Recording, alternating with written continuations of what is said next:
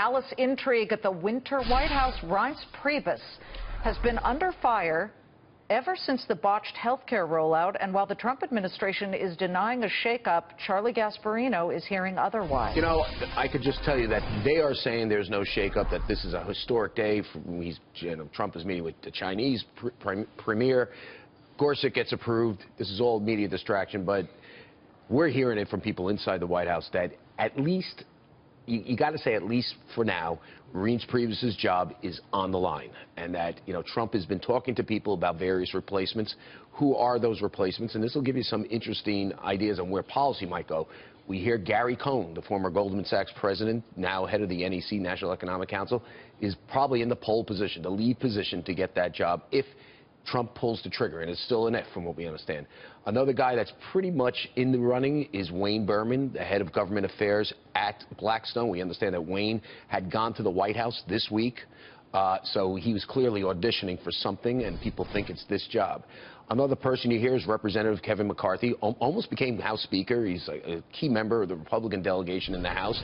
He's another potential replacement for Preibus, somebody that they're talking about. And David Urban, a Trump campaign official in Pennsylvania, which was a key state for him becoming president, is also in the running. Those are the four names I hear of right now. Now, we should point out, and we should put it on the screen, the statement of the White House. They are denying this. They are saying that this is a completely false story. That's their verbiage. Completely false story, driven by people who want to distract from the success taking place in this administration. So I will say this. That's what they're saying. I am telling you from senior White House officials, this is what we're hearing. There's also like a rumor, I would say this is more of a rumor, that Steve Bannon is now being officially pushed out as he's losing power. I understand that, he's likely to remain in any shakeup that takes place. It would be kind of odd, just so you know, just the way politics works, that a shakeup would occur. When Gorsuch gets approved right after the Syria bombing. It would step on Trump's overall message that he would be doing a major shakeup, getting rid of his chief of staff, as, there's all these pretty momentous things taking place. That said, the Trump White House is a sieve. It leaks like every other White House. This is the direction we're getting, that clearly Preibus' job is on the line. He may fight and win it back. Trump, I think, personally likes the guy, and that means a lot for, to serve in this administration.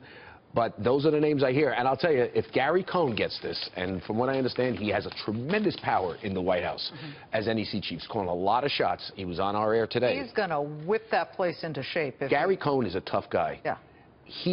That guy, I don't want to make Gary Cohn That guy mad. eats like raw meat for breakfast, okay? So I'm just saying that, and he's a liberal, which I think is not good for the country. And he's a centrist. No, he's not.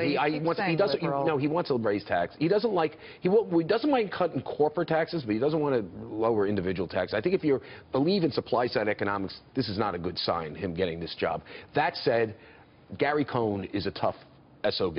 And, if I was to bet, like if there was a fight for that job, you got to put your money on him. So anyway, I've given you both sides of the story here. It's going to be an interesting weekend.